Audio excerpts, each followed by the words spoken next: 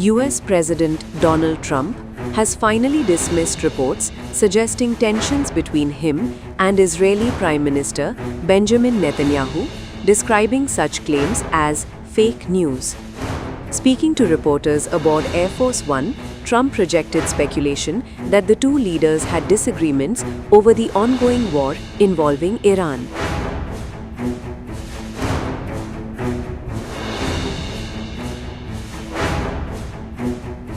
That was other fake news. I had an argument with Bibi. No, we really get along well. And he would tell you we are leading the whole thing. They can say it or not say it. It doesn't matter to me. My relationship with Bibi Netanyahu is extraordinary.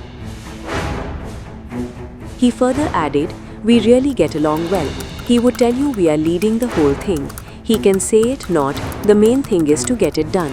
My relationship with Bibi Netanyahu is, I would say, extraordinary actually.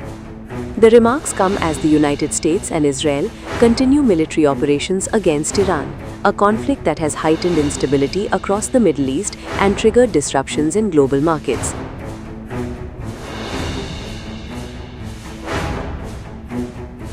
However, some analysts believe differences may exist in the strategic outlook of the two leaders. A report by an international media noted that while Washington and Tel Aviv currently share immediate military goals, including targeting Iran's missile capabilities, nuclear facilities, naval assets, and weapons production, their long-term objectives could diverge. Trump has reportedly focused on weakening Iran and eventually pushing it towards negotiations.